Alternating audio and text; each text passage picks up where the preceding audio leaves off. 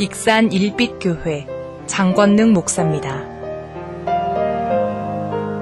익산일빛교회 장권능 목사님 주일낮 예배말씀 마태복음 5장 1절에서 10절 영혼의 진정한 부자.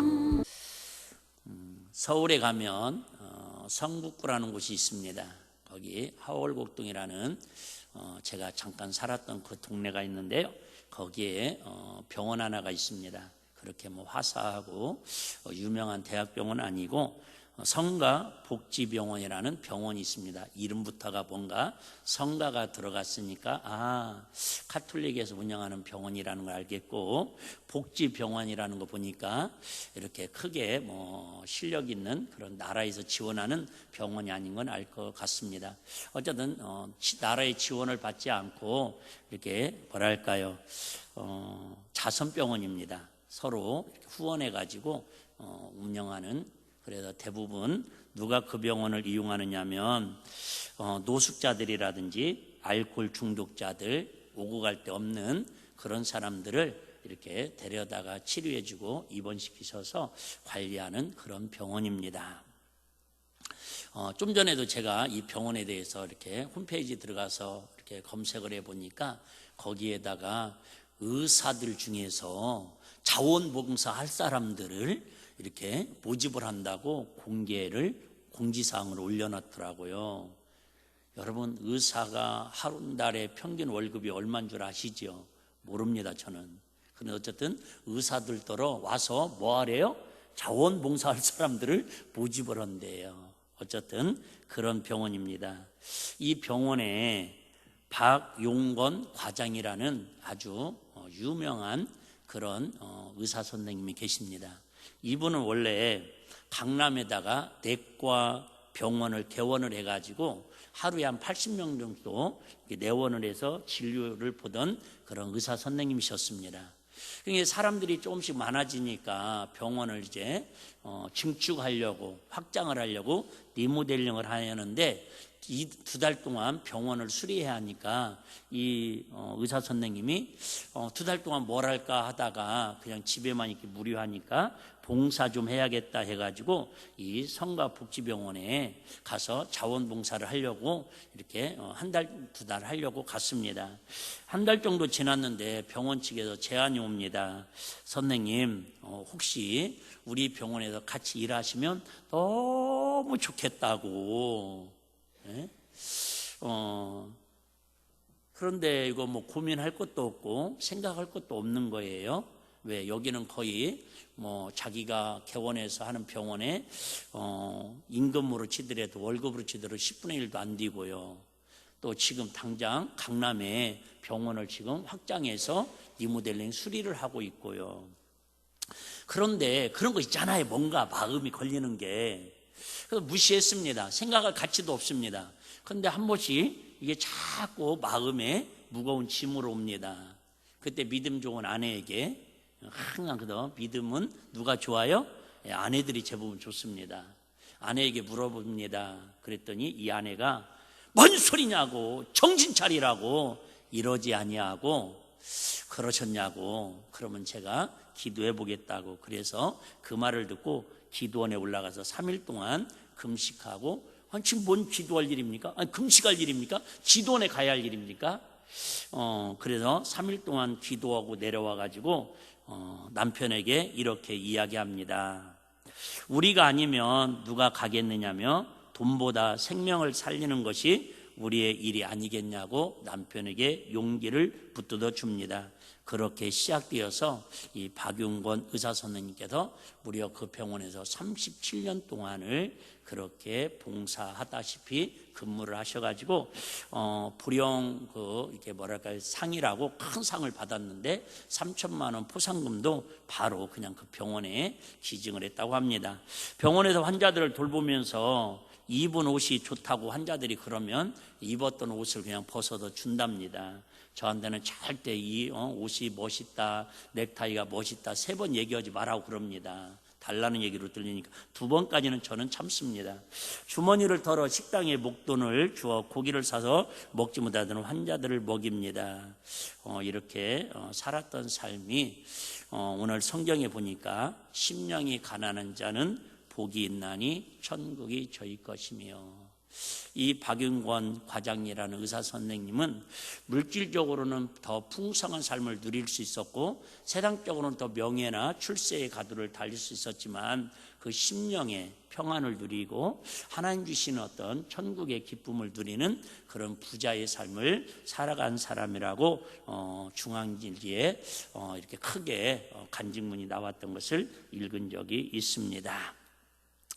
오늘 말씀드린 것처럼 예수님께서 작년인가 시리즈로 한번 말씀을 드렸습니다. 심령이 가난한 자는 복이 있다. 여러분, 가난한 것을 좋아하는 사람은 한 사람도 없을 겁니다. 반대로 말하면 여러분, 몸이 아픈 것을 즐기는 사람은 한 명도 없을 겁니다. 여러분, 내가 원하는 데에서 목적이 이루어지지 않은 것을 기뻐하고 춤출 사람은 한 사람도 없을 것입니다. 근데 우리 예수님께서는 첫 번째 설교에서 첫 마디가 심령이 가난한 자는 뭐가요? 복이 있는데 어느 정도 복이냐면 천국을 수여할 수 있는 그런 능력자라는 거예요. 천국, 우리가 그토록 원하는, 그토록 사모하는, 꿈에도 그리는 천국을 누리는 사람은 어떤 사람이 누린다고요? 심령이 가난한 사람이 누린다라는 거예요. 가난도 이렇게 시대에 따라서 조금씩 변화되는 것 같아요. 가난의 기준이. 참 가난을 우리는 어떻게 보면은 그냥 돈이 없다라는 것을 가난하다라는 거에 정의로 거의 우리는 수식어를 이렇게 만들어 놨습니다. 가난하다. 우리 어렸을 때 가난하다라는 개념은 막 부모님들이 가난하다고 찌들어지게 가난하다고 막 한풀이 하듯이 하는 그런 소리를 들으면 뭐였냐면 아이들이 학교 갈 때에 공사금이라고 그러죠. 등록금을 달라고 할 때 못 주고 어쨌든 이렇게 뭐 필요한 소풍 갈 때 용돈을 달라고 하면 원하는 대로 못 주면 그걸 갖다가 부모님들이 우리 집 왜 이렇게 가난한가, 그걸 또 막 학교 가서 공과금 안 갖고 왔다고 손들고 벌 받고 선생님이 불러다가 부모님 데려오라고 언제까지 낼 거냐고 막 그러면요, 우리 집은 왜 이렇게 가난한가 자괴감이 들었던. 가난한 사람은 뭐예요? 부모님도 못 해주는 부모님도, 가난한 집안은요 부모로서도 비참함이 들고요, 때로는 비굴하고요. 그러면 안 되면은 막 우리 집은 그 정도까지는 아닌데 옆에 집들 오늘이 마감날이라고 오늘 수업료 안 갖고 가면 안 된다고 그러면요, 막 옆집 철이 엄마도 영순이 엄마도 막 우리 집에 와가지고 막 빌려달라고 뭐예요? 아니 빌렸다가 이자까지 갚아도 주거든요. 한 달만 쓰고 주겠다. 그런데도 막 뭐예요? 비굴합니다. 제발 좀 빌려달라고. 그 모습을 보는 그 아이는 마당 곁에 서가지고 우리 집은 왜 이렇게 가난해갖고 엄마는 가서 아빠는 가서 저렇게 비굴하게 아손수리를 해야 하고 나는 왜 이렇게 선생님한테 가가지고 또 주인처럼 똑같이 학교 와가지고 똑같은 수업 시간에 듣는데 왠지 막 움츠러들고. 가난한 게 여러분 이처럼 사람의 마음을 움츠러들고 비굴하게 만들고 상당히 심지어는 뭐예요? 비참하게도 만듭니다. 이 가난이라는 게. 그런데 성경에서는 가난한 자가 뭐예요? 복이 있다라는 거예요. 뭐 이게 복입니까? 그러다가 조금 가난의 기준이 조금씩 달라집니다.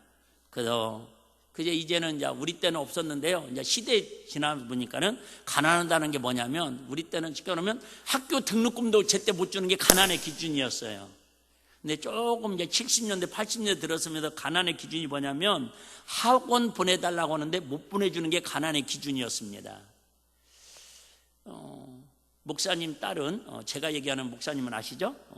목사님 딸은 5명이 있었습니다.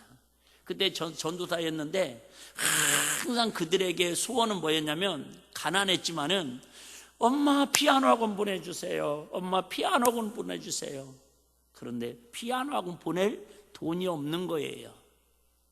그래서 다른 교회 권사님이 운영하는 그 피아노 학원에 그냥 안 받으면 또 이렇게 애기가 주눅 들을까봐 그냥 10,000원만 받고, 그 당시 돈으로 10,000원인가 5,000원 받고 그냥 가르쳐줬던 그 친구가 지금 사모님 돼가지고 서울 큰 교회에서 반주하고 있습니다. 키보드 치고. 은실이. 이처럼 태권도 학원 보내주세요. 피아노 학원 보내주세요. 좀 있는 집은 발레 학원 보내주세요. 그럼 못 보내주면 못 가는 아이나 못 보내는 부모님 마음은 뭐예요? 비굴해지고요. 괜히 죄진 것처럼 속상하고 마음이 아팠다 그 말입니다. 그러다가 언젠가부터는 이제 2000년대 1900년도 올라오면서 가난의 기준이 뭐냐면 일반적인 얘기 하는 거예요. 지금 아이들에게 메이커를 사달라고 하는데 패딩 메이커를 그때는 김밥처럼 여기까지 내려지는 거 누구나 다 입고 다녔잖아요. 집에 한 벌씩 다 있을 거예요. 여러분 잘 찾아보면. 그 60만 원 간다. 이명박 대통령 손주가 그걸 입었는데 누가 입었다 그래가지고 그 메이커를 사줬느냐 못 샀느냐에 따라서 가난의 기준이 나름대로 마음의 불편함이 어느 정도 결정이 되었습니다. 그 메이커 신발 제가 얘기했잖아요. 우리 만경에 있는 어떤 목사님은 아들이 하나인데 상산고등학교를 다니는데 아빠 다 메이커 무슨 운동 하나 사달라고 떼를 써가지고는 그래갖고 안 되다 해갖고 결국은 장로님 그 만경 그 시장통에 장로님 신발장에 갔더니 10,000원에 2컬레라고 하더래요. 담임 목사님이니까 싸게 준다고 2,000원인가 깎아주더래요. 10,000원에 2컬레인데. 그걸 사다 줬더니 아들이 입이 백발 나와가지고 학교를 가네 못 가네 그러더래요. 그래서 사모님이 여보, 우리가 상산고가 어느 고등학교는 아시죠? 그 정도 다니는데 신발 하나 사줄 수 있냐고. 그래서 만경에는 없어가지고 익산까지 나왔답니다. 메이커 사러 주러. 와서 봤더니 세상에 별 차이 안 나더래요. 거기는 10,000원에 2컬러인데 익산에 오니까 13,000원, 12,000원 하더래요. 그래갖고 기분이 다 2컬레 사라고 그랬대요. 그 결제하려고 또 26만 원. 분명히 내가 13,000원 받는데 목사님이 마음이 눈이 어두워져가지고 세상 물정에 공이 하나 안 보였던 거예요. 그래갖고 도저히 못 사준다고 그러는데 여기까지 와서 그러냐고. 결국은 거의 가족만 그래가지고 결국은 하나 포기하고 하나만 사줬다고 하는 그 간증을 들으면서 같은 목사로 들으면서도 이 가난함에 뭐예요? 자식한테도 못할 일이고 또 부모한테도 참 못할 일이 가난의 아픔입니다. 가난의 아픔이에요. 이제 지금의 여러분 가난의 기준은 뭡니까?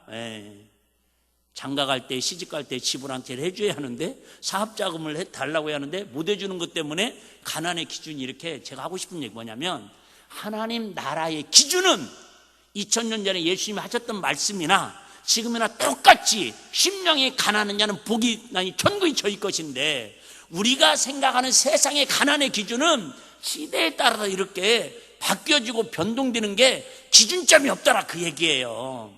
다시 얘기할게요. 여러분, 저와 여러분들이 지금 가난하다고 하는 사람들한테는 어떤 사람한테는 뭐예요? 진짜 복에 겨워가지고 나는 저 정도만 되면 부러울 것이 없는데 그렇게 생각하는 사람들 있을 거라는 거죠. 여러분, 상대성입니다. 가난이라고 하는 상대성이에요. 세상의 기준은 상대성이라는 거예요. 근데 성경 말씀은 뭐예요? 절대성이라는 거예요. 우리 상대성에 마음 흔들리지 말고, 상대성 여러분 너무 비참한 생각하지 마시고, 너무 비굴한 생각하지 마시고, 너무 아파하지 마시고, 여러분 절대성인 우리 하나님의 말씀의 기준에서 세상으로는 누가 내 스스로 볼 때는 가난하다고 생각을 하듯 남들이 볼 때는 나를 가난하다고 생각을 하듯 여러분 거기에 너무 세속적으로 비굴해하지 마시고 저와 여러분들이 확실히 가져야 할 것은 하나님 나라에 우리 심령이 가난한 자 되어서 하나님 나라의 부자는 되자 그 얘기예요. 할렐루야. 하나님 나라의 부자 되자. 시작. 하나님 나라의 부자 되자. 다시 얘기할게요. 여러분, 서론 가난한 사람은 특징이 있습니다. 첫째, 학교에 가도 뭐예요? 쥐지도 않는데 주인처럼 주눅이 들어야 합니다. 때로는 비굴합니다. 때로는 아순수리해야 합니다. 자, 영혼이 가난한 사람은, 심령이 가난한 사람은 즉 뭐예요? 영혼이 가난한 사람이라. 영혼이 가난한 사람은 거듭난 사람, 즉 예수님으로 인해서 가난한 사람은 예수님한테 우리가 좀 더 주눅이 들어야 하고, 좀 더 예수님 앞에 아쉬운소리를 해야 하고, 좀 더 예수님 앞에 때로는 비굴할 정도로 회개하고 하나님 은혜를 간절하게, 가난한 여인처럼 개 같은 여자라고 막 자식을 살리기 위해서는 그렇게 비굴한 소리를 들었더라도, 인격을 무시당하더라도 뭐예요? 내 영혼은 가난하니까 하나님 나라를 채우기 위해서는 더욱더 하나님 은혜를 갈망하고 사모하고 비굴하다는 소리 들 정도로 주님 앞에 매달려야 한다 그 말입니다. 할렐루야. 배고픈 사람의 특징 아닙니까?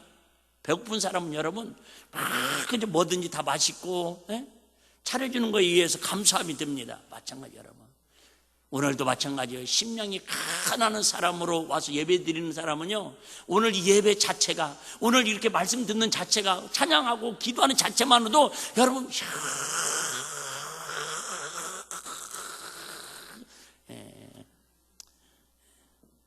우리 아버님이 하신 말씀인데, 사람이 하여튼 머리가 안 좋으면 눈치라도 있으라고 그랬는데 우리 교인들은 나 닮아가지고 눈치도 없는 것 같아요. 그렇잖아요. 제가 이번 주에 친한 목사님한테 두 분이 하나님 나라 가신 이야기를 들었는데 전에 듣는데도 마음이 먹먹하더라고요. 한 목사님은 금요일날 제가 자주 가는 기도원 아시죠? 그 기도원에 금요일철에 오셔가지고 막 열정적으로 찬양하고 이런 설교하고 그리고 금요일날 인사하면서 헤어졌대요. 목사님 건강하시라고, 다음에 또 뵙자고. 그런데 토요일날 저녁 때 주일 설교 준비하고 있는데 사모님한테 전화가 왔대요. 목사님 돌아가셨어요. 그래서 월요일날 장례 치르고 김제에 와가지고 만나서 그 얘기를 듣는데, 목사님 내가 운전을 어떻게 하고 왔는지 모르겠어요. 세상에 그렇게 건장하시고 악수할 때도 손이 얼마나 압력이 세신지 자기보다 더 건강하셨는데 욕주에서 어떻게 싸우다가 쓰러지셔가지고 그냥 가셨대요. 한 목사님은 고등학교 동창이신데요, 군산에서 학교 다니셨는데요, 은혜 받고 누마니아라는 곳에 33년 동안 가서 선교 사역하다가 이제 은퇴하시고 한국에 들어와가지고 저기 서산인가 그쪽에다가 아파트 하나 조그마한 거 월세 15만 원짜리인가를 얻어가지고 이사를 준비하려고 이사 가서 그 시골에 사시겠다고 그러는데 또 사모님한테 전화 왔대요.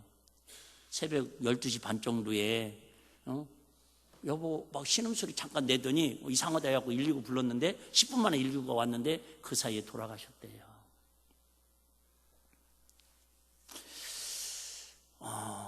저도 그 얘기를 제가 직접 들으면서 아니 하나님은 죽은 자도 살리는 하나님이시고 병든 자도 고치는 하나님이시고, 아니 데려가시려면 죄 짓는 사람들, 나쁜 놈들 얼마나 많아요. 그 사람들을 하나님 세상 말로 번개 맞았어든 그런 말 하면 안 되지만 배락 맞았어든 데려가도 그래도 우리가 이해가 안 될 텐데 평생을 복음 전하시고 객지에 나가서 위지에 나가서 선교하시다가 30몇 년 동안 선교하다가 한국에 와서 이제 조금 나이 드셔서 그것도 막 부귀영화 누리는 아파트도 아니고 월세 15만 원짜리 시골 아파트에든지 거기 가서 살려고 지금 노후를 그렇게 준비하는데 하나님 그 세를 못 참으시고 왜 데려가셔야만 할까?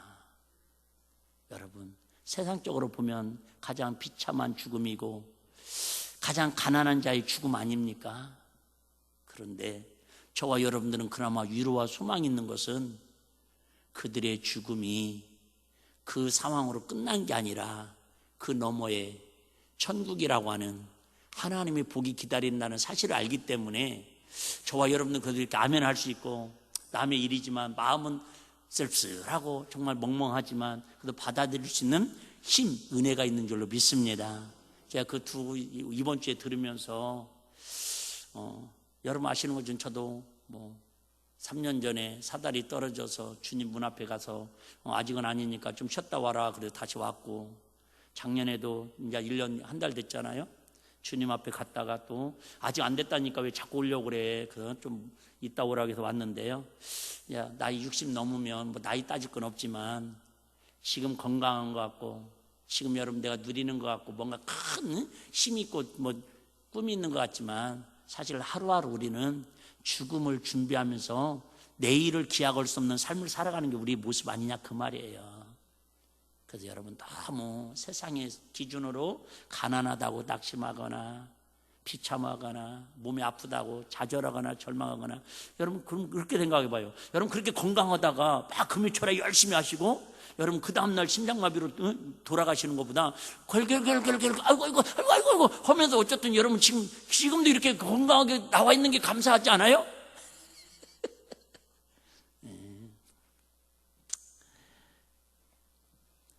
과거에는 우리 선배들은 천국을 어떤 식으로 많이 설명했냐면 막 황금길을 걸으며 말 그대로 막 유토피아처럼 바짝바짝하고 막 왜 그 당시에는 우리 집들도 초가집이었고 길도 비포장도로라 막 그걸 강조하기 천국은 너무너무 좋은 곳이라고 이렇게 어떤 형상학적으로 보여주는 식으로 시각적인 이야기를 많이 했습니다. 주일학교 설교 때도 막 천국만 맞습니다.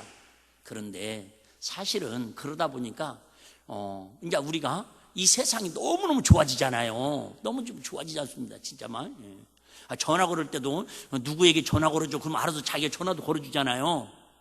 예. 그렇게 안 쓰는 전화는 제가 알려드릴게요. 예. 얼마나 좋은 세상을 살아요. 그러다 보니까 천국이 이제 사람들 마음속에 세상이 부자의 마음, 부자로 살아갈수록 천국에 대한 마음이 가난해지는 거예요. 관심이 없어진다 그 말입니다.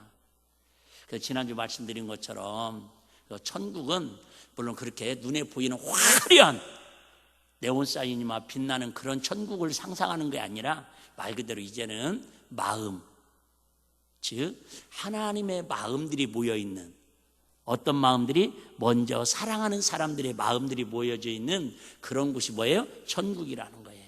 제가 말씀드렸죠? 천국과 지옥의 차이는 여러 가지가 있는데 그 중에 하나가 뭐라고요? 사랑하는 일에 어색한 사람들은 지옥에 있을 수가 없대요. 사랑하는 일이 어색해. 여러분 부부간에도 그런 거 있잖아요. 여보 사랑해. 남자들 특히 막 여기까지는 올라오는데 내 극동방송 와서도 내 자수했는데 여기까지는 맨날 올라옵니다. 그래, 고맙다고 해야지, 감사하다고 해야지, 잘 먹었다고 해야지, 진짜 당신 없이 나 못 산다고 해야지. 막 여기까지는 올라왔다가 막 이렇게 헛기침하고 막 가래뱉고 막 이게 쉽지 않습니다. 그런데 그게 뭐예요? 주님 사랑합니다. 내가 먼저 사랑합니다. 당신 사랑합니다. 이게 사랑한다는 말이 익숙한 사람들이 모여있는 곳이 어디라고요? 천국의 모습이고요. 사랑이라는 단어가 어색한 사람들이 모여있는 곳이 어디라고요? 지옥이라고 이렇게 제가 지난주에 잠깐 강조를 했습니다. 왜요? 그러려면 먼저 우리 예수님이 나를 사랑하는 그 사랑에 대해서 익숙하게 받아들이는 사람이 심령이 가난한 사람에서 이제는 예수님이 나를 위해 십자가를 빌려 죽으신 그 사랑을 받아들인 것만큼 우리 심령이 부자가 되는 줄로 믿으시기를 바랍니다.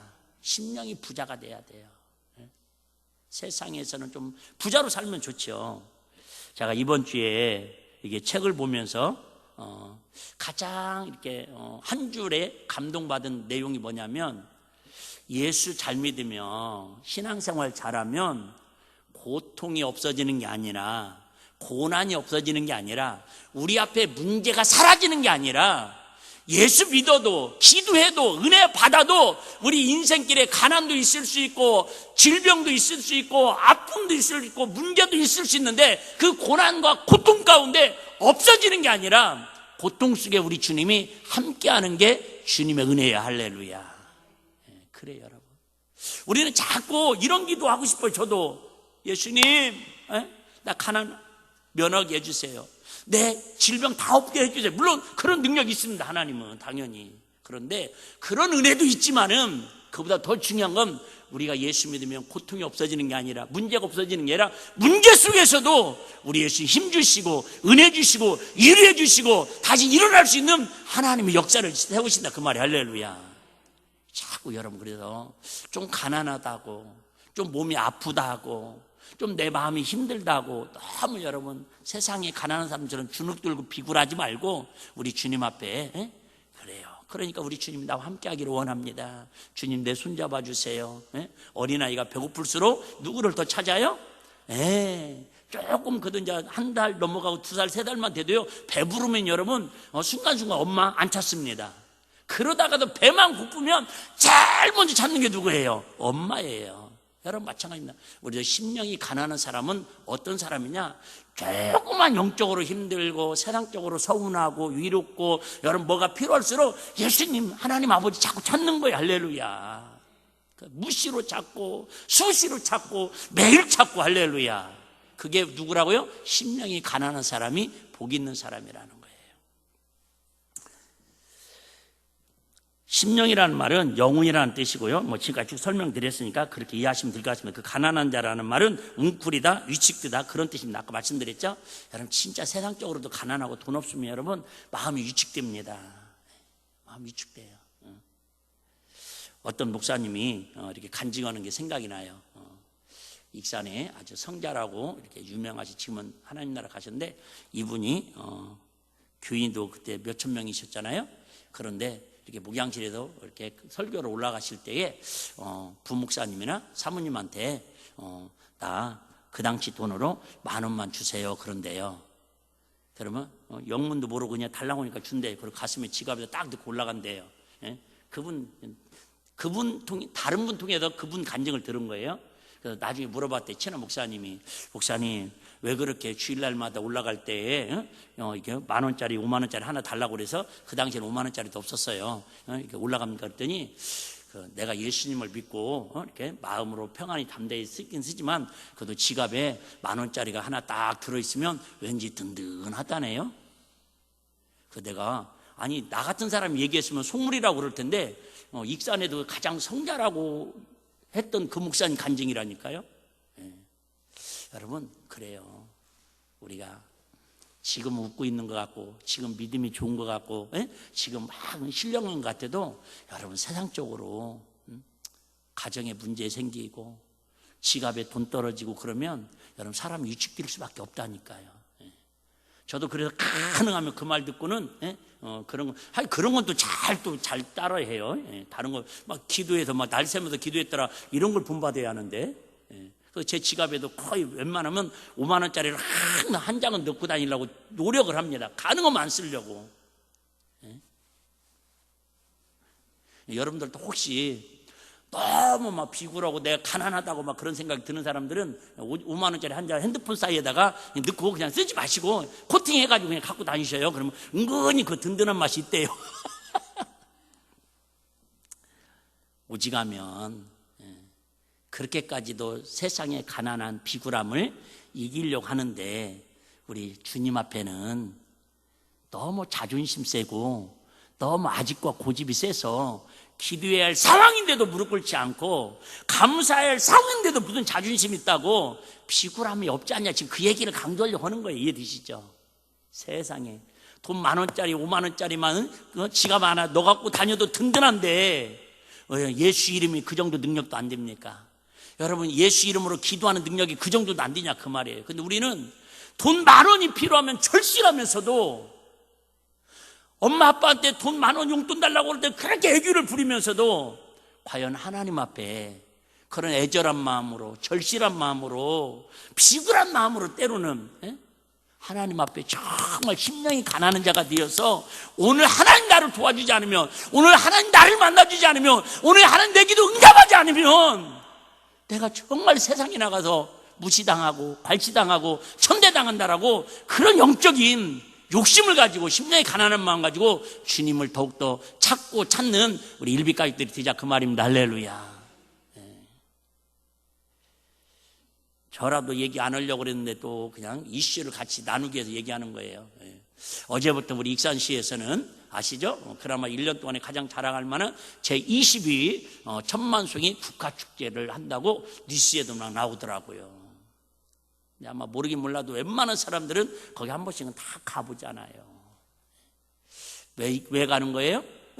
1년 동안 어쨌든 수고하고 국가를 키우기 위해서 얼마나 애썼어요? 그 좋은 꽃 보러 가는 거잖아요. 마찬가지예요. 그렇게 좋은 곳이 있으면 찾아가려고 하는 마음이 있고 어떤 사람들은 막 관광차 불러가지고 막 멀리서도 오고 그러잖아요. 경상도 작년에 건져 보니까 막 경상도에서도 왔더라고요. 여러분 우리 주님 앞에 좀 더 자존심 내려놓고 내 환경 여건 체면 내려놓고 우리 주님의 은혜를 목사님 토요일부터 있는 다니엘 기도에 나와가지고 기도하자는 말을 저렇게 돌려갖고 얘기하는 거요 여실하니까 이제 눈치들은 있으셔가지고 그 얘기 맞아요. 내 스스로 안 되니까 같이 모여서 나보다 더 세상적으로 힘들고 어려운 사람들 간증 들으면서 그래 저런 사람도 하나님 쓰시는데 나의 인생은 그래도 뭐 세상적으로도 부유한 자고 영적으로도 부유한 자네 할렐루야 우리 같이 용기로도 같이 모아서 기도하자 그 말이야. 할렐루야. 아멘을 하든 않든 시간은 뒤면 끝내야 하니까 저는 이제 어쩔 수 없네요. 예수님께서 무엇 때문에 우리 영혼이 그러면 가난해지라고 하십니까? 부자 이런 걸 다 좋아하는데 왜 가난해지라고 하십니까? 3절 다시 한번 볼게요. 자, 3절. 심령이 가난한 자는 복이 있나니 천국이 저들의 것이요. 그죠? 네. 여러분, 천국보다 더 좋은 게 어디 있어요? 말로는 다 그잖아요. 천국. 자, 꿈에도 그리는 천국. 네. 여러분, 천국은 무엇으로만 이루어진다고요? 심령이 가난한 사람을 통해서만 이루어진다는 거예요. 심령이 가난한 사람들, 다른 말로 말하면 신학적인 거는 거듭난 사람이라고 얘기해요. 뭐라고요? 거듭난 사람. 니고데모가 찾아와서 예수님께 물어보잖아요. 돈으로 거듭나는 게 아니라는 거예요. 여러분, 건강하다고 거듭나는 게 아니라는 거예요. 오직 예수님이 나를 절대적으로 사랑한 것을 내가 필요하다고 고백하는 그 고백을 통해서 우리가 거듭나는 줄로 믿으시기를 바랍니다. 영혼의 거듭남이란 하나님께 주신 은혜가 없으면 한순간도 숨을 쉴 수 없고 생존할 수 없고 행복할 수 없음을 인식하고 쉬지 않고 기도하는 것이 영혼의 가난함이라는 거예요. 그러니까 젖먹이 애기들이 엄마 떨어지는 금세 불안해하고 막 울듯이 나는 예수님 없이는 1분줄 살 수 없어. 이게 가난한 사람의 특징이다 그 말이에요. 그 정도는 할 수 있잖아요. 입만 열면 그래요? 입만 열면 그러면 돼요. 아유, 주님 감사합니다. 주님 사랑합니다. 주님 고맙습니다. 주님 또 사랑합니다. 더 사랑합니다. 주님 아시지요? 막 힘들고 어려울 때 그죠? 주님 고쳐주세요. 주님 만져주세요. 주님 역사해 주세요. 막 흥얼흥얼. 자, 그러면 예수님께서는 왜 영혼이 가난한 사람에게 천국을 누리게 하십니까? 아까 말씀드렸죠? 그 사람들만 예수를 나의 구주로 믿고 회개하고 영혼이 거듭났기 때문에 그렇습니다. 가치관의 차이예요. 그러니까 세상 사람들은 성공, 부자 이게 인생의 꿈의 목표잖아요. 근데 우리는 뭐예요? 더 가난하고 하나님께 더 가난하고 가난할수록 하나님 우리의 천국의 기쁨을 채워주시는 은혜라는 걸 고백하게 하고 계십니다. 자, 우리 누가복음 18장 10절에서 우리 좀 더 한번 제가 읽어드리도록 하겠습니다.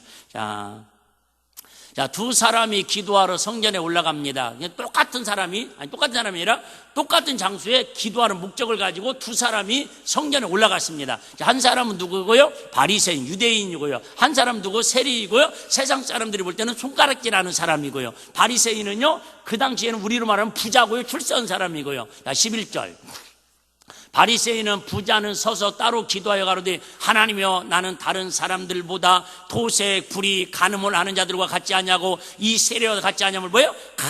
세상적으로 보면 이 사람 훌륭해 한 사람이에요. 훌륭하잖아요. 근데 뭐가 없다라는 거예요? 그죠? 심령에 가난함이 없다라는 거예요. 아까 있죠? 비굴함, 아쉬움이 없다라는 거예요. 나는 이 정도인데 근데 이 사람은 지금 뭐 하기 위해서 기도하는 거예요? 보여주기 위해서.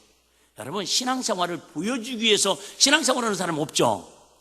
아니, 여러분, 누구한테 막 보여주려고 막 교회 와서 예배 잘 드리는 척, 찬양 열심히 하는 척, 기도하는 척, 아직도 그런 사람 있습니까?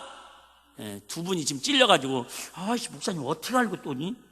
제가 이름은 안 불러드립니다. 모르니까. 여러분, 지금 바리새인 서기관들이, 이 사람들이 특징은 뭐예요? 이게 기도하는 게 잘못됐다는 게 아니라, 이렇게 살았다는 게 잘못됐다는 게 아니라, 뭐예요? 자기들을 드러내는 삶을 산다라는 척하는 거. 기도하는 척, 감사하는 척. 아니, 감사하긴 했어요. 근데 보여주는 신앙. 물론 여러분, 누군가는 안 보여줘도 다 보게 돼 있다니까요. 그러니까 누군가가 보여지는 신앙을 해야지, 보여주는 신앙하고는 글자 한자 차이지만 이렇게 하늘과 땅 차이입니다. 자, 그 다음에 한 절 더 볼게요. 나는 일주일에 2번씩 금식하고, 얼마나 멋져요. 신앙생활로는 1등 신앙 아니에요? 또 소득의 11조를 드리나이다. 기가 막힌 신앙 아니에요? 이 정도는 여러분 막 칭찬해야 돼. 예수님이 이야 진짜 너는 영혼의 부자라고, 신앙의 부자라고 칭찬을 하는데 둘이 뭐라고 합니까? 13절. 자, 세리는 말 그대로 교회 와도요, 세리는요 항상 뒷전에서 아이고 주인입니다, 아이고 부족합니다, 한 것도 없는데요. 물론 진짜 한 것이 없어도 그런 사람은 안 되고요, 한 것이 있는데도 겸손해서. 자, 세리는 멀리 서서 감히 눈을 들어 하늘을 우러러 하나님의 그저 보지도 못하고 가슴을 치며 가로되 떼쓰는 거예요. 하나님이여 불쌍히 여기소서, 나는 누구로다? 죄인으로소이다. 그랬더니 우리 예수님이 누가 더 하나님 나라를 누리는 사람이냐지 물어보는 거예요. 자, 그러면 우리가 어떻게 하면 영혼이 가난하게 할 수 있습니까? 심령을 가난하게 할 수 있습니까? 간단합니다. 원리는 간단합니다. 베드로전서 5장 5절 같이 한번 우리 뒤에는 같이 있고요. 젊은 자들아 이와 같이 장로들에게 순복하고, 자 시작. 다 서로 겸손으로 허리를 동이라. 하나님이 교만한 자를 대적하지되 겸손한 자들에게는 은혜를 주시느니라. 그래요. 여러분 우리 그런 거 있잖아요. 예? 자녀들이 돈 달라고 할 때만 엄마한테 아양 떨고 친절하게 대한다고. 예? 특히 머슴아들. 예. 여러분 그걸 좋게 말하면 신학적인 거는 뭐예요? 순간 겸손해지는 거예요. 돈 필요할 때는 사람이 겸손해지더라. 시작. 돈 필요할 때는 사람이 겸손해지더라. 하나님 앞에도 그러잖아요. 하나님 앞에 여러분들이 언제 가장 겸손해집니까? 제가 얘기했잖아요. 예. 응급실에 누워져 있으니까, 예? 중환자실에 있으니까 겸손해지더라고요. 예? 겸손해지더라고. 죽음 앞에 있으니까 겸손해지더라고. 여러분 우리 날마다 죽음 앞에 하루를 결산하는 마음으로 주님 앞에 좀 더 겸손한 마음으로, 이걸 신학적인 용어는 갈망한다는 뜻이죠. 사슴이 시냇물을 찾아 그저 목을 갈망하듯이 우리 하나님의 은혜를 달마다 막 주님 없으면 나 못 산다고 막 떼쓰자 그 말이에요. 우리 하나님께 떼쓰며 삽시다. 시작. 우리 하나님께 떼쓰며 삽시다. 그래요, 여러분. 그냥 거창한 용어, 신식 용어 생각하지 마시고 그냥 하나님께 떼쓰는 거예요. 그냥 아이고 어떻게 양심이 없이 그렇게. 여러분 오른편 강도 봐봐요, 왼편 강도 봐봐요. 아시잖아요. 여러분 어떻게 보면 오른편 강도는요 사실은 떼쓴 건 아니지만, 예? 어쨌든 왼편 강도가 뭐라고 그래요? 아니 당신이 메시아면 당신도 십자가에 내려오고 나도 좀 살려주고 구원 좀 시켜달라고 막 이렇게 얘기합니다. 그때 오른편 강도가 뭐라고 해요? 이 사람아, 당신하고 나하고는 쥐값으로 여기서 이렇게 처절하게 죽는 게 당연하지만 이분은 내가 몇 시간 동안 같이 십자가에 달려 죽는 걸 보니까 아무 죄가 없는 분이라고 말 한마디 변호했을 뿐이에요. 뭐예요? 마음이 죽는 순간에 마음이 뭐예요? 겸손해졌다 그 말입니다. 마음을 비웠다 그래. 심령이 가난해졌어요. 왜? 그동안에는 막 남의 돈을 훔치고 사람을 죽이고 오직하면 공개 처형을 당하겠습니까? 십자가상에. 그런데 마지막 예수님 바라보면서 뭐예요? 거듭난 거예요. 주님이 내 영혼에 필요하다라고 고백을 한 거예요. 그랬더니 나 천국 가게 해달라고 오른편 강도가 사정한 거 아니라니까요. 예수님께서 그 중심의 변화를 보시고 영혼이 가난한 모습을 보시고 겸손해진 모습을 보고 오늘 네가 함께 나와 낙원에 이르리라. 할렐루야. 내가 가고 싶어서 가는 게 아니라 주님이 가게 하셔야 간다 그 얘기입니다. 천국은 영혼이 가난한 사람이 누립니다. 시작. 천국은 영혼이 가난한 사람들이 누립니다. 그래요. 여러분 천국은 누구의 나라라고요? 영혼이 가난한 사람들이 자유스럽게 익숙하게 거기서 사는 곳이 천국이라는 거예요. 영혼이 가난한 사람.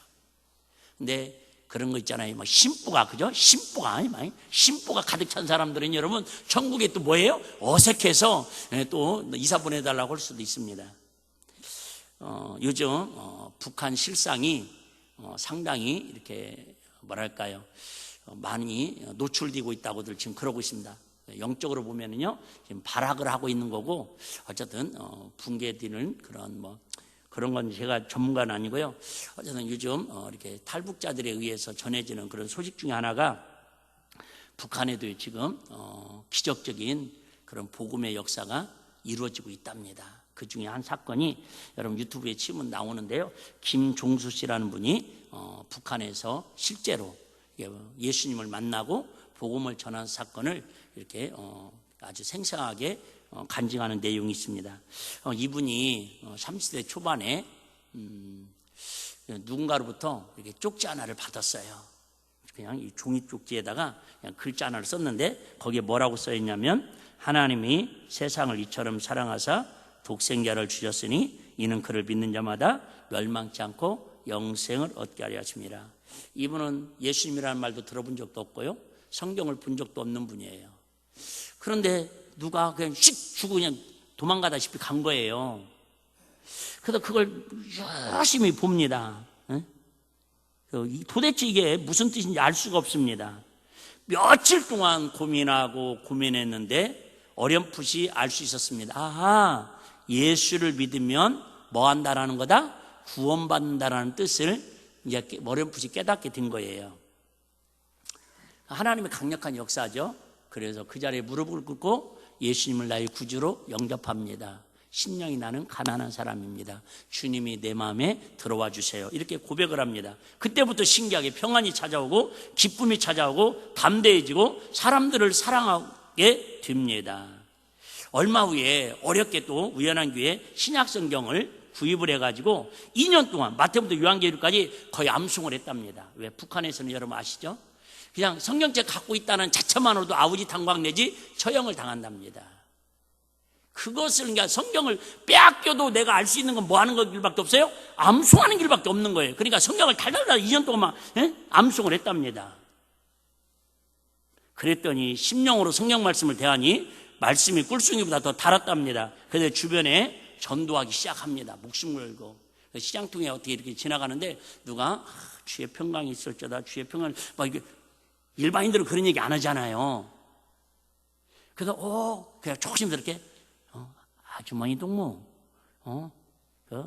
하여튼 뭐 이렇게 우리끼리 통하는 그 용어를 썼대요. 그랬더니 그렇다고 그래갖고 이렇게 만나게 해갖고 지하에서 15명이 모여가지고 2년 동안을 매일 옮겨 다니면서 한 곳에 있으면 발각되니까 찬송 부른다는 건 상상도 못하고 소리가 나면 발각되니까 그냥 조용히 모여갖고 성경 같이 나누고 뿅아리처럼 막 기도하고. 그런데 2년 후에 이분이 잡혀가지고 감옥에 가가지고 사형 선고를 받습니다.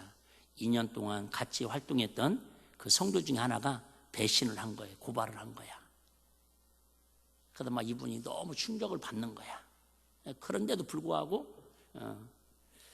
감옥에 들어가가지고 1.5평 되는 감방에 4명의 간수가 있습니다. 그 이름도 다 나오는데 그 사람들을 어렵게 전도를 하는 겁니다. 어차피 이 사람은 지금 뭐 받았어요? 사형 선고 받았으니까 오늘 죽으나 내일 죽으나 똑같은 뭐 사형 선고인데 뭐. 그런데 어쨌든 그 과정을 통해서 2달 동안에 이 죄수 3명을 다 전도를 합니다. 그랬더니 이 간수장들이 볼 때마다 다르잖아요. 얼굴들이 벌써 다른 데는 막 발악을 하고 막 도끼가 오르고 막 그런데 이 사람들은 대할 때마다 세상에 이게 뭐랄까 그 음식이 들어봤자 얼마나 들어오고 식사가 그걸 나눠주고 1.5평에 4명이 하는데 화장실이 같이 그게 제일 힘들대. 냄새 나는 게. 그런데도 그렇게 사랑을 막 얼굴이 평안이 넘치니까 도대체 니네들 뭐냐고. 근데 거기 총책임자가 대령이었는데요. 이 대령이 한 번 이렇게 휴여하더라는 거예요. 내가 만일 예수를 부인하면 20년형으로 감형을 시켜주겠다. 지금 사형수에서 나 예수 안 믿는다고. 그 수용소가 200명이 수용돼 있었는데 그들 앞에서 나 예수 안 믿는다고. 예수는 가짜라고. 이렇게 한마디만 하면 20년형을 감형을 해준대요. 죄송해요. 저와 여러분들이 20년 감형한다라는 게 머릿속에 와닿습니까? 우리 20년 감형되면 제가 81살까지 살아야 하거든요. 감옥에서. 근데도 사형수한테는 엄청난 파격적인 제안을 지금 했다고 한 거예요. 그런데 이 사람이 뭐라고 얘기합니까? 저는 오늘 죽어도 예수 그리스도를 나의 구주로 영접하고 부인하지 못합니다. 그러니까 막 화가 나니까요. 6일 동안 생각을 하는데 당장 그러니까요. 금요일 날에 쉽게 말하면 공개 처형을 하는데 6명들을 딱 세워가지고 총을 쏘는데 어쨌든 신격에 총을 쏘는데 사방이 콘크리트인데 이게 안 맞는 거예요. 그러니까 이 대령이 막 열받아 있잖아요. 그러니까 막 이 사람이 화가 나가지고 자기 곤충을 가지고 가까이 가서 쐈는데도 세 방을 쐈는데 격발이 불발되는 거야. 그때 이 김종수 씨가 그렇게 얘기합니다.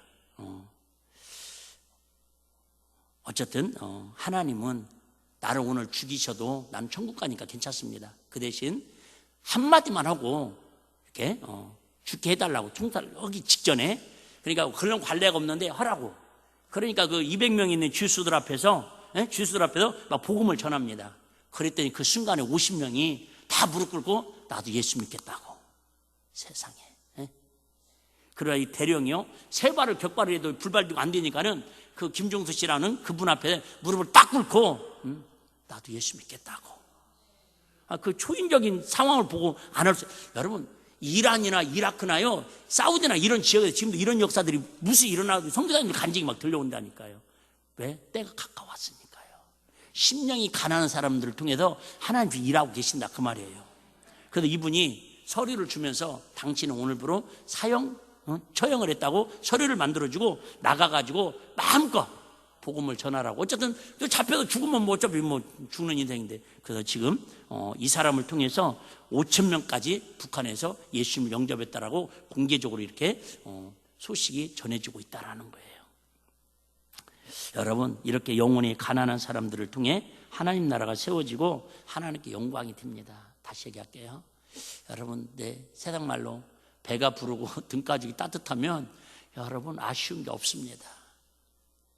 우리 한국 교회는 지금 너무 육적으로 아쉬운 게 없다 보니까 영적으로도 아쉬움이 없는 사람들처럼 착각하고 살아가고 있습니다.